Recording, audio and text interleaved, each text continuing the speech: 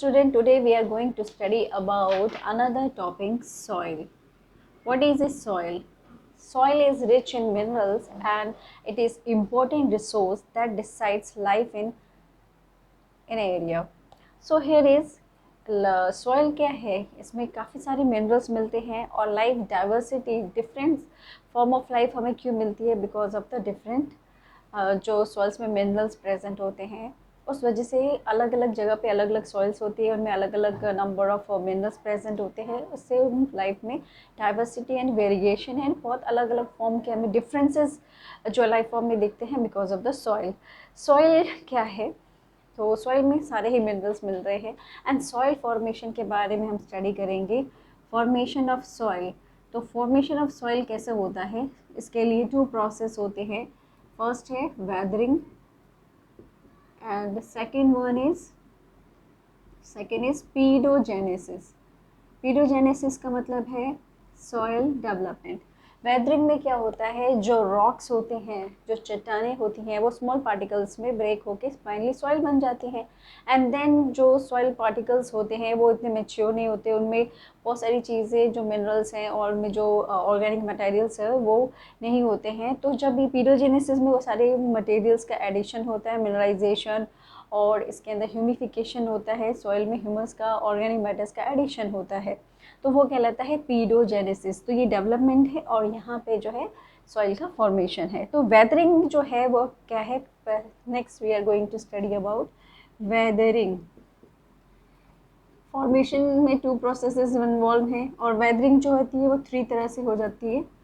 Physical weathering, second is chemical weathering and third is biological weathering. First of all weathering process को समझेंगे। Weathering क्या है? Weathering में it's a break down of bigger rocks into a small particles और this is called a weathering. बड़े बड़े rocks जो है स्मॉलर पार्टिकल्स में टूट जाते हैं एंड इस प्रोसेस को हम क्या कहते हैं? Weathering. So weathering it's a process in which big rock particles broken down into a small particles and it occurs by 3 means: physical, chemical and biologically। ये जो breakdowns हो रहे हैं बड़े रॉक्स का into smaller particles, ये 3 जरियों से होते हैं। पहला होता है physical means, second chemical and third one is biological। physical mean क्या है? physical mean में हमारे पास आता है sun, water, soil, temperature and wind, rain. ये सारे जो होते हैं हमारे फिजिकल मीन्स में आ रहे हैं। तो हम यहाँ वेदरिंग का जो मीन्स है, कैसे होता है वेदरिंग, उसमें हम उसका फर्स्ट फिजिकल स्टडी करने जा रहे हैं। तो फिजिकल वेदरिंग कैसी होती है? फिजिकल वेदरिंग में इसमें सनलाइट इन्वॉल्व है, यानी सन इन्वॉल्व है, रेन है और टेम्परेचर है, विंड है, एक्सेट्रा। तो इसमें ये सारे फैक्टर्स इन्वॉल्व रहते हैं, ह्यूमिडिटी, ये सब भी। तो कैसे ये जो है वेदरिंग ऑफ रॉक्स जो है किस तरह हो रहा है? तो जो ये फैक्टर्स हैं जिनमें कि temperature, rain, sunlight, wind, glaciers, snow and running water, ये सारे कंट्रीब्यूट्स करते हैं। वाटर एंड हाई टेम्परेचर जो होता है, वाटर और हाई टेम्परेचर ये कोरोसिव ह्यूमिडिटी कॉज करते हैं, यानी कि ऐसी ह्यूमिडिटी जिसमें ह्यूमिडिटी क्या है कि कितना वाटर पार्टिकल्स प्रेजेंट है एटमॉस्फेयर में, वो ह्यूमिडिटी होता है। तो वाटर और हाई टेम्परेचर है तो ज़्यादा वाटर वेपर प्रेजेंट होता है, तो वहाँ पे रॉक में वाटर और ये टेम्परेचर के वजह से जो है रॉक के साथ इसका रिएक्शन होता है। तो उसमें क्या होता है कि वाटर का जो है एक्सपेंशन और कॉन्ट्रैक्शन होता है अनइक्वल अमाउंट में होता है। तो ये जो वाटर का एक्सपेंशन एंड कॉन्ट्रैक्शन हो रहा है, वाटर हाई टेम्परेचर्स में कंट्रीब्यूट कर रहे हैं, उससे जो रॉक का भी जो है पार्टिकल का टेम्परेचर जब हाई होता है तो रॉक पार्टिकल्स भी एक्सपेंड एंड कॉन्ट्रैक्ट करता है और वाटर भी करता है। इस वजह से अनइक्वल जो ये एक्सपेंशन एंड कॉन्ट्रैक्शन होते हैं, इस वजह से भी जो है वेदरिंग होता है, रॉक जो है ब्रेक डाउन होता है इनटू स्मॉलर पार्टिकल्स। वाटर जो है इसके अलावा क्या करता है? वाटर का 3 मीन्स और है, wetting and dry and frost action, abrasion. ये 3 ऐसे अलग और फॉर्म है कि वाटर जो है इसमें क्या करता है, किस तरह कर रहा है। तो वाटर के भी 3 मीन्स हैं। वाटर तो करता ही है, फर्स्ट तो इसके अंदर वाटर का फर्स्ट फॉर्म है वेटिंग, एंड ड्राइंग इस मेथड से भी। दूसरा है फ्रॉस्ट सेक्शन से भी करता है। And third one is abrasion. Abrasion तो वाटर इस तरह कॉन्ट्रैक्शन एंड एक्सपेंशन करता है। वेटिंग जब वो गीला होता है और सूखता है, यानी वेटिंग एंड ड्राइंग की वजह से भी जो है वो रॉक को ब्रेक करता है स्मॉल पार्टिकल्स में। फ्रॉस्ट सेक्शन फ्रीज हो जाता है तो वाटर एक्सपेंड करता है, और जो रॉक्स में क्रेविसेस बने हुए हैं, दरारें होती है, उसमें वाटर चला गया होता है। बारिश तो होती है तो वाटर उसमें चला ही जाता है, तो ये जो दरारों में वाटर जब फ्रीज होता है तो एक्सपेंड करता है और उससे भी रॉक्स टूटते हैं, ब्रेक करते हैं, तो स्मॉल पार्टिकल्स में जो है वो कन्वर्ट होते हैं। एब्रेशन में जब एब्रेशन होता है, अगर हम देखें दूसरा एग्जांपल विंड का, तो विंड में क्या होता है, विंड काफ़ी तेज़ ब्लो करती है, विंड के अंदर पार्टिकल्स भी होते हैं, तो वो रॉक को टकराती है, स्ट्राइकिंग होता है। तो जब वो रॉक से टकरा के जब वहाँ पार्टिकल्स जो है, विंड जो है उससे टकरा रही है और विंड के अंदर भी कुछ मिनरल पार्टिकल्स प्रेजेंट है, वो उस रॉक से टकराती है, तो रबिंग की वजह से भी काफ़ी सारे जो है रॉक के पार्टिकल्स ब्रेक होते हैं स्मॉल वन में। तो सॉइल फॉर्मेशन में इस तरह वो कंट्रीब्यूट करता है। नेक्स्ट है केमिकल वेदरिंग। केमिकल वेदरिंग इसके बाद हम लेते हैं। केमिकल मीन्स क्या है, केमिकली कैसे वाटर जो है कंबाइन करके वेदरिंग करता है। तो हमारा सेकंड है केमिकल। केमिकल में कौन कौन से प्रोसेस इन्वॉल्व है। केमिकल में पहला है हाइड्रोलाइसिस। वाटर की प्रेजेंस में जो है रॉक का ब्रेक डाउन होना, बेसिकली ये केमिकल होते हैं और वाटर जब उसमें जाता है तो वो ब्रेक करते हैं। सेकेंड है हाइड्रेशन, वाटर मॉलिक्यूल्स ऐड होते हैं हाइड्रेशन के थ्रू। एंड थर्ड वन इसमें जो है रिडक्शन होता है। और फोर्थ वन और इसके अंदर जो है ऑक्सीडेशन है। ये जो है बेसिक ये प्रोसेस इसके अंदर हो रहे होते हैं, जिससे जो है वाटर मॉलिक्यूल ऐड होता है हाइड्रेशन में, और रिडक्शन में रिडक्शन होता है, इलेक्ट्रॉन्स गेन और लूज़ करते हैं। अगर इलेक्ट्रॉन्स ये लूज़ करते हैं तो रिडक्शन प्रोसेस होता है। ऑक्सीडेशन में एडिशन ऑफ ऑक्सीजन होता है, रिडक्शन में हाइड्रोजन के टर्म में एडिशन ऑफ हाइड्रोजन होता है। तो ये चार प्रोसेस केमिकल प्रोसेस हैं, हाइड्रोलाइसिस, हाइड्रेशन, रिडक्शन और ऑक्सीडेशन, जिससे जो है वाटर केमिकली कंबाइन होके फॉर्म करते हैं, इनके एंड प्रोडक्ट बनते हैं। वाटर जब कंबाइन होता है कार्बन डाइऑक्साइड से तो कार्बोनिक एसिड बनता है। ये कार्बोनिक एसिड जब वाटर के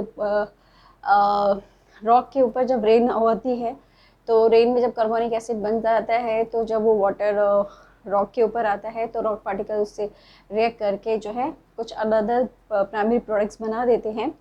और इसी तरह और जितने भी सॉइल के अंदर दूसरे ऑर्गेनिक डिकम्पोज मैटर के जो एसिडिक मटेरियल्स है वो प्रेजेंट है, तो ये सारे एसिडिक सब्सटेंसेस जो हैं सॉइल पार्टिकल के फॉर्मेशन में कंट्रीब्यूट करते हैं। Silica, clay, inorganic salt and hydrated oxide इसके प्राइमरी एंड प्रोडक्ट्स हैं।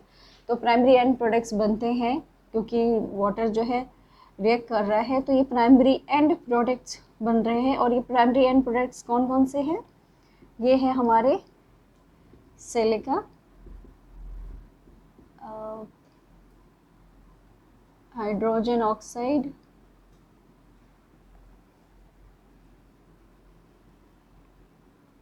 सिलिका है ऑर्गेनिक सब्सटेंस प्रेजेंट बन रहे हैं, ऑर्गेनिक सब्सटेंस है, ऑर्गेनिक कंपाउंड्स कह सकते हैं उनको, और ऑक्साइड्स बन रहे हैं एक्सेट्रा। इसमें जो है प्राइमरी एंड प्रोडक्ट के फॉर्म में बनते हैं। तो ये हो गया केमिकल वेदरिंग। नेक्स्ट है बायोलॉजिकल वेदरिंग। नेम ही इंडिकेट कर रहा है कि बायोलॉजिकल है, लिविंग बींग्स का इसमें इन्वॉल्वमेंट है। और लिविंग बींग्स कौन कौन से हैं, तो हमें पता है भाई लिविंग बींग्स में जो बायोलॉजिकल में है हमारे पे माइक्रोब्स हैं, प्लांट्स हैं, एनिमल्स हैं।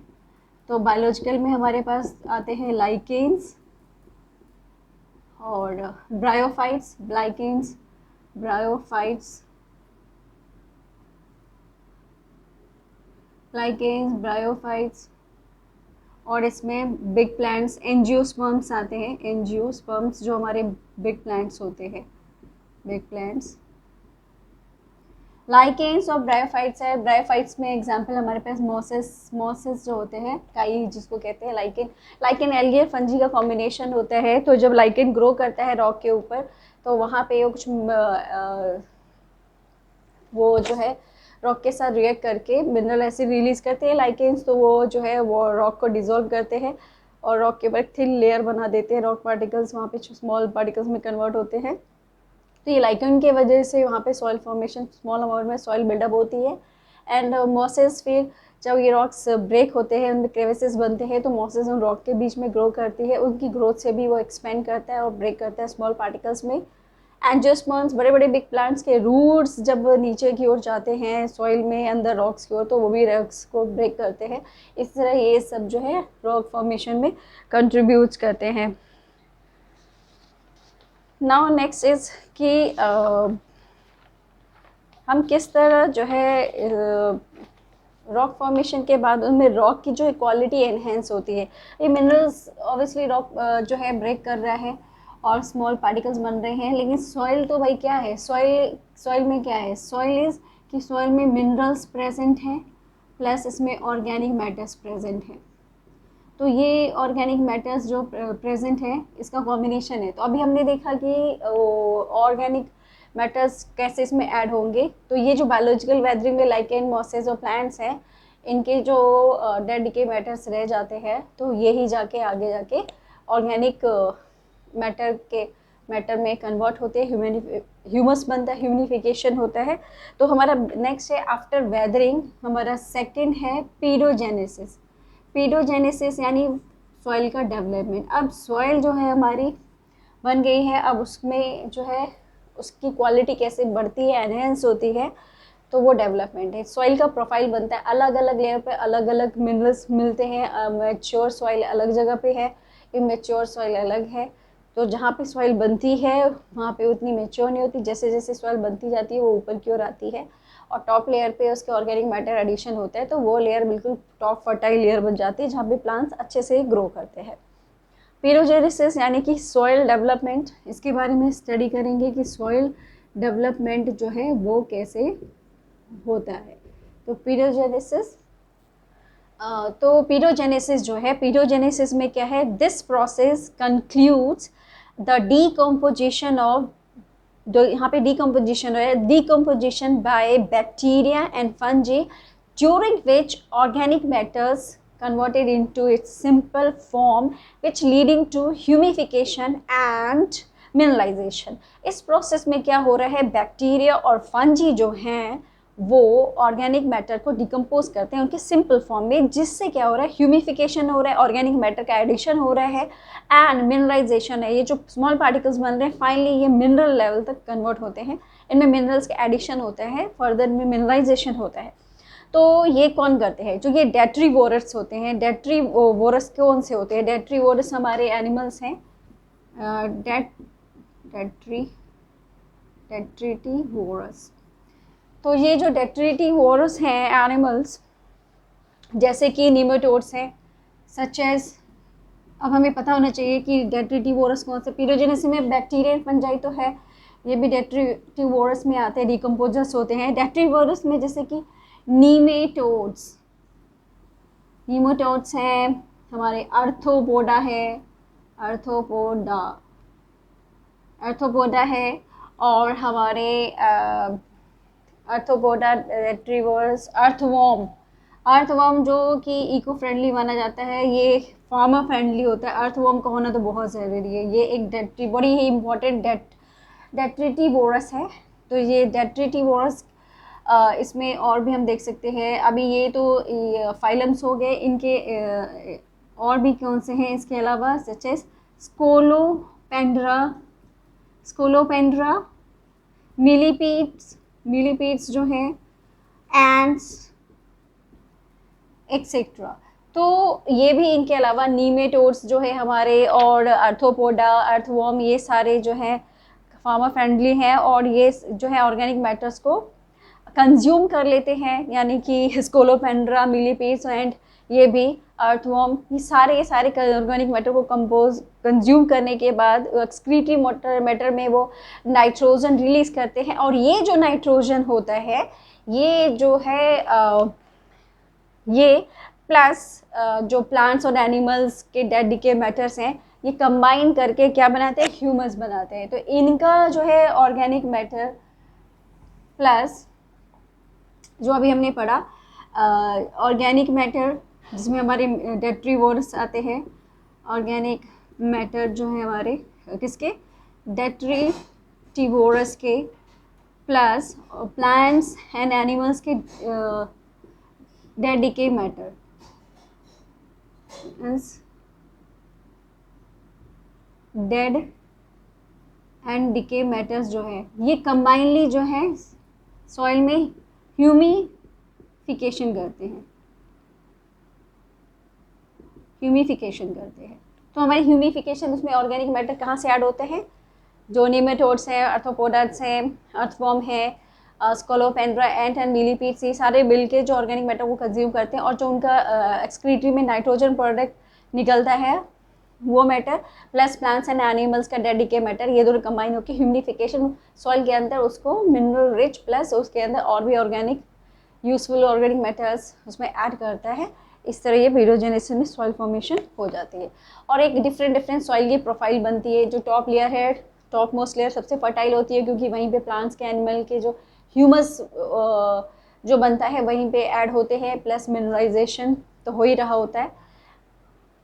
एंड सेकेंड लेयर उससे क्वालिटीज़ में चेंज मिलता है इन मैटर्स के, तो ये वेरिएशन मिलता है, वो सॉइल प्रोफाइल बनाता है। सॉइल इरोजन आते हैं कि सॉइल बनने के बाद अगली चीज़ है सॉइल का इरोजन होना। सॉइल इरोजन क्या है? सॉइल इरोजन एक बहुत इम्पॉर्टेंट टॉपिक है और एक प्रॉब्लम भी बनता जा रहा है आजकल। बहुत सारे ट्रीज कट हो रहे हैं तो soil top layer soil fertility जो है कम होती जा रही है, उसको रोकने के लिए काफ़ी सारी चीज़ें हो रही है। एफॉरेस्टेशन हो रहा है, बहुत सारे ट्रीज एंड प्लांट्स लगाए जा रहे हैं और भी मेथड्स यूज़ किए जा रहे हैं, तो वो सारे मेथड्स हम स्टडी करेंगे। पहले तो हम समझेंगे सॉइल इरोजन क्या है। सॉइल इरोजन में क्या होता है? It is the removal and transportation of top layer of a soil from its original position to another place, यानी कि रिमूवल होना है सॉइल की टॉप लेयर, ऊपर की लेयर का रिमूवल और वो कहीं और ट्रांसपोर्ट हो जाती है अपनी ओरिजिनल प्लेस से दूसरी जगह पे, तो ये कहलाता है सॉइल इरोजन। सॉइल का इरोजन होना, सॉइल की ऊपर की लेयर उड़ के कहीं और चली जाती है, हवा, विंड, वाटर, इन सब से। तो अब यहाँ पे हम स्टडी कर रहे हैं कि किसके वजह से, under the effects of wind, water, fast running water, ये सारे फैक्टर्स हैं जो सॉइल इरोजन कहते हैं। एंड इससे जो है सॉइल की फर्टिलिटी इफेक्ट होती है और टॉप लेयर ऑफ सॉइल सबसे फर्टाइल लेयर होता है। क्वेश्चन इज आस्क्ड कि कौन सा लेयर सॉइल का सबसे फर्टाइल है? Top layer of the soil. Now causes क्या है सॉइल इरोजन के? तो कॉजेज हम स्टडी कर रहे हैं। तो सॉइल इरोजन हमने जैसे पता किया क्या है, ये रिमूवल है एंड ट्रांसपोर्टेशन है। किसका? Transportation of top layer of soil from कहाँ से? its original place to another by the action of winds and water। अब causes में हम स्टडी कर रहे हैं, तो पहला तो हमारा स्ट्रॉन्ग विंड हो गया, ठीक है, स्ट्रॉन्ग विंड, तेजी से हवा आई, हवा ने उड़ा दिया और उड़ के वो कहीं और चला गया। सेकेंड है हैवी, काफ़ी ज़्यादा बारिश हो गई, खूब सारा पानी भर गया, लहर बह के चली गई, फ्लो के चली गई। थर्ड है इम्प्रॉपर फार्मिंग, सही से फार्मिंग ना करना, इम्प्रॉपर फार्मिंग, यानी ऐसी फार्मिंग कर रहा है, एक ही लगातार फार्मिंग कर रहे हैं एक ही फील्ड में, एग्रीकल्चर फील्ड में, और उसकी फर्टिलिटी कम होती जा रही है, मिनरल्स कम होते जा रहे हैं, ऑर्गेनिक मैटर्स कम होते जा रहे हैं। ह्यूमन एक्शंस, ह्यूमन की एक्शंस, पेड़ काट रहे हैं, बारिश हो रही है, वहाँ की रूट जो है सॉइल को बांधे हुए होती है, बारिश से वो बह जाता है। एंड डस्ट स्टॉर्म, आंधी वांधी जो जोर से आ जाती है, जो हमारा नेचुरल प्रोसेस है, तो नेचुरल रीज़न से भी जो है वो भी है। और फ्रिक्वेंट जो फ्लड आ जाता है, अचानक जो बाढ़ आ जाती है, फ्रिक्वेंट फ्लड्स के वजह से भी। तो ये सारे फैक्टर्स हैं जो मैंने यहाँ पे दिए हैं, 6 factors: strong winds, heavy rain, improper farming, human actions, dust storm, frequent floods. तो ये सारे इरोजन के हैं। इससे क्या होता है, इफेक्ट्स क्या होते हैं? इफेक्ट्स क्या है? इफेक्ट्स है लॉस ऑफ फर्टिलिटी होती है, सॉइल जो है फर्टाइल नहीं रहती है, कम फर्टाइल हो जाती है। तो हम इफेक्ट्स को स्टडी करेंगे। इफेक्ट्स क्या है? पहला तो है लॉस ऑफ फर्टिलिटी,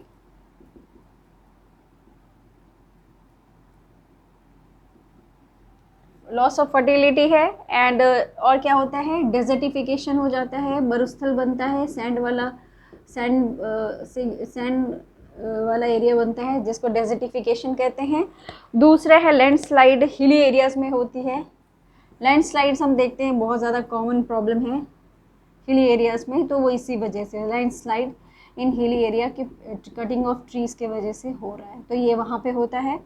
तीसरी चीज़ हमारे पास क्या है, फ्लैश फ्लड्स, तुरंत जो है काफ़ी फ्लड्स आ रहे हैं, फ्लैश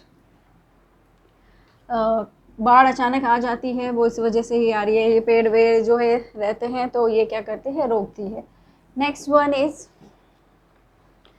एक्सेसिव फेमाइंस, यानी एक्सेसिव शॉर्टेज ऑफ फूड हो जाता है। जब टॉप फर्टाइल नहीं है तो वहाँ पे क्रॉप अच्छी नहीं होगी, क्रॉप अच्छी यील्ड नहीं होने से तो फूड शॉर्टेज होगा। सिल्टिंग ऑफ वाटर रिजर्व, वो सारी मिट्टी जो है सॉइल है बहकर रिजर्वायर्स में फिल हो जाती है, तो सिल्टिंग ऑफ हो जाता है।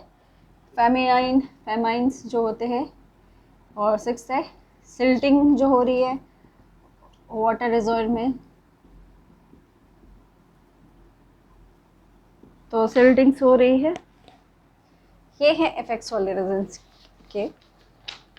अब हम इसको प्रिवेंट कैसे करेंगे भाई, इतना सारा जब कॉज के भी रीज़न हमें हैं तो इसका हमें प्रिवेंशन भी करना चाहिए। तो प्रिवेंशन है, हम कैसे सॉइल इरोजन को रोक सकते हैं, अब ये हमें स्टडी करना है। प्रिवेंशंस में क्या है, इंटेंस क्रॉपिंग करनी होगी। क्रॉपिंग मतलब कि इस तरह की क्रॉपिंग में जो फील्ड जो है पूरे साल भर वो कवर रहता है क्रॉप से, उसमें एडिशनल फर्टिलाइज़र है मैन्योर डाला जाता है, ताकि भाई एक ये प्रॉब्लम भी है कि लगातार क्रॉपिंग करने से मिनरल्स और ऑर्गेनिक मैटर कम हो जाते हैं, तो उसमें एडिशन ऑफ फर्टिलाइज़र और मैन्योर डालने से वो सब चीज़ें हैं वो कंप्लीट हो जाती हैं, और थ्रू आउट द ईयर वो क्रॉपिंग रहेगी तो वहाँ पे सॉइल इरोजन नहीं होगा। तो पहला है इंटेंसिव क्रॉपिंग करके,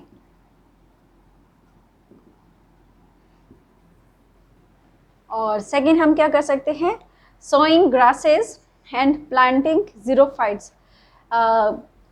ग्रासेस को उगाकर, सोइंग ग्रासेस, और इसमें हम जो है प्लांट कर सकते हैं ज़ीरोफाइट्स के, ये सब डेजर्ट में मिलने वाले प्लांट्स हैं। प्लांटिंग ज़ीरोफाइट्स यानी डेजर्ट वाले प्लांट्स जो कम वाटर लेते हैं और इनमें रूट्स काफ़ी अच्छी ग्रो होती है, ये सॉइल को बाइंड करके रहते हैं। प्लांटिंग ज़ीरोफाइट्स। नेक्स्ट है टेरेस फॉर्मिंग करके। टेरेस फॉर्मिंग में डिफरेंट लेयर जो है बनती है हिली एरियाज़ पे, तो वो काफ़ी फ्लैट होते हैं और रो में बनते हैं टेरेस फॉर्मिंग करके, जिससे कि सॉइल जो है डिफरेंट लेयर से होके सॉइल की टॉप लेयर लूज़ नहीं होगी बल्कि वो यूटिलाइज हो जाएगी। फोर्थ है कंटूर बंडिंग, जिसमें स्मॉल बर्न्स बनाए जाते हैं जो कि खेतों के मेड़ों को ऊंचा कर करके, ताकि टॉप सॉइल का रिमूवल ना हो, तो इसको कंटूर बंडिंग कहते हैं। Contour bunding.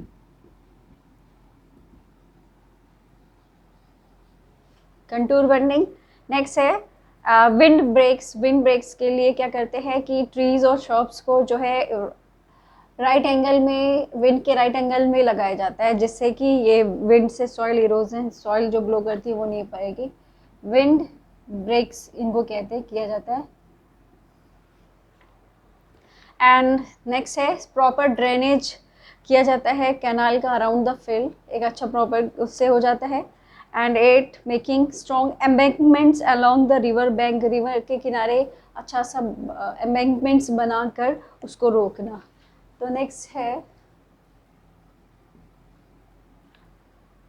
Proper drainage canal around field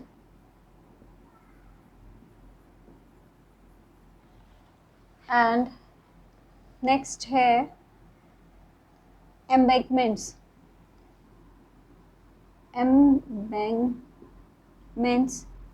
around river banks. नदी के किनारे इस तरह के एम्बैंकमेंट्स बनाकर, जिससे कि सॉइल का रिमूवल नदी में ना हो। सिल्टिंग ऑफ वाटर रिजर्वायर को स्टॉप करने के लिए ज़रूरी है। तो ये सारे प्रॉपर प्रिवेंशंस हैं जो कि हमने स्टडी किया। इसमें हमने देखा इंटेंसिव क्रॉपिंग करके, sowing grass and plants, xerophytes, terrace forming, contour burning, wind breaks, proper drainage canal in around the fields, embankment around the river banks. तो ये सारे सॉइल इरेजन को स्टॉप करने के सॉल्यूशंस हैं. इसके थ्रू हम सॉइल को सेव कर सकते हैं, जो कि बहुत ज़रूरी है. सॉइल अगर सेव नहीं होगा तो प्रॉपर कॉपर यील्ड नहीं मिलेगा, फूड शॉर्टेज हो सकता है और बहुत सारा फ्लड्स आ सकता है, जिससे ह्यूमन बींग को काफ़ी ज़्यादा परेशानी और उसके ऊपर काफ़ी ज़्यादा प्रभाव पड़ेगा. तो आज का क्लास कंप्लीट होता है सॉइल टॉपिक का. नेक्स्ट टॉपिक के साथ फिर मिलेंगे. Thank you. श्योर.